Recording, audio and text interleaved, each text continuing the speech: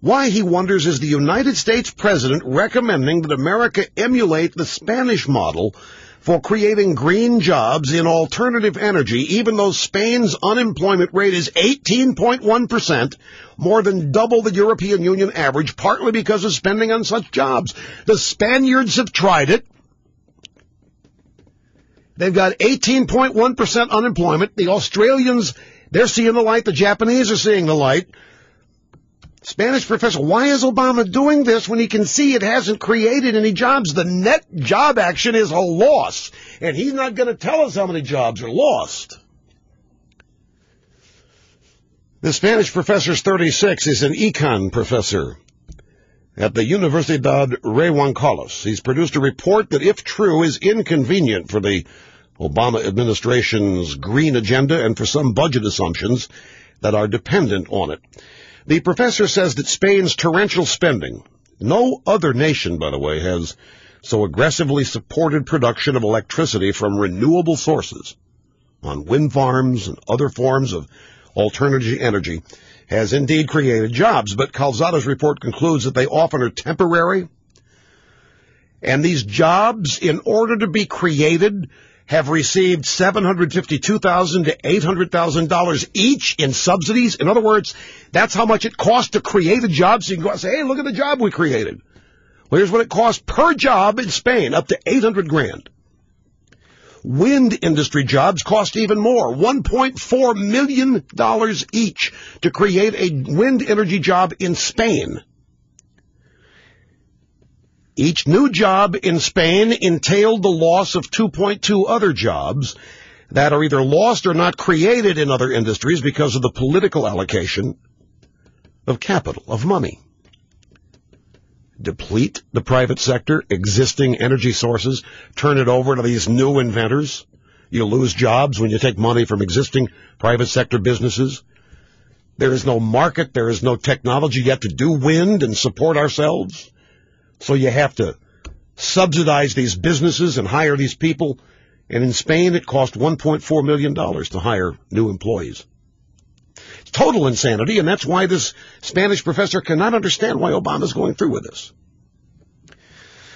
European media regularly report eco-corruption, leaving a footprint of sleaze, gaming the subsidy systems, profiteering from land sales for wind farms, etc. But Professor Calzada says the creation of jobs in alternative energy has subtracted about 110,000 jobs in Spain's economy elsewhere. So all these new jobs, these new green jobs,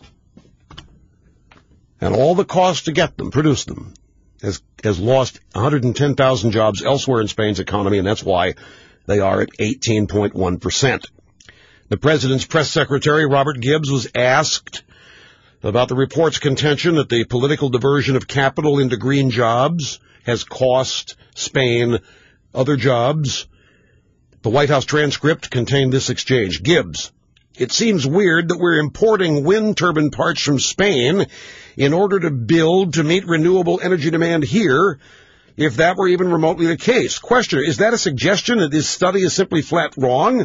Gibbs: I haven't read the study, but I think yes.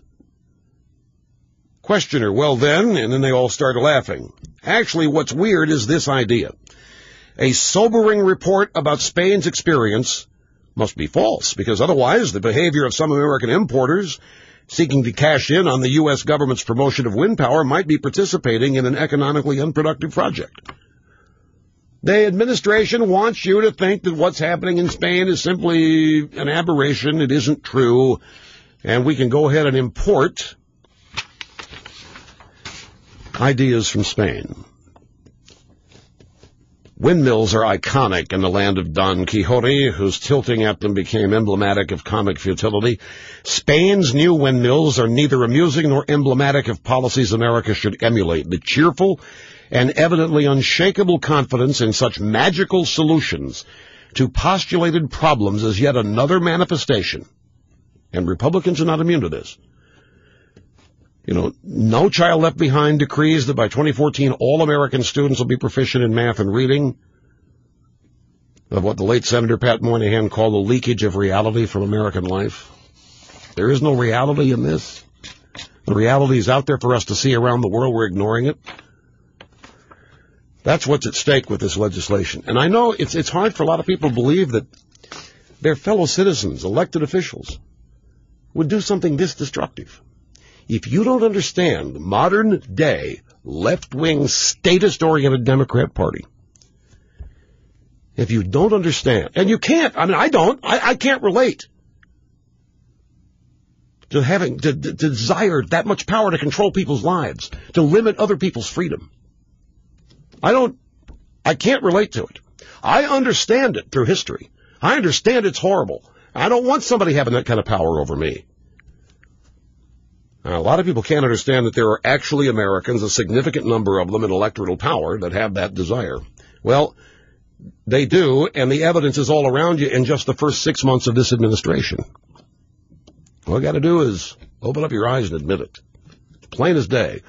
You can stay in denial all you want, and the longer you stay in denial, the more disposable income you're going to lose, and the more of your hard work and income produced from it's going to be transferred to somebody else who doesn't deserve it.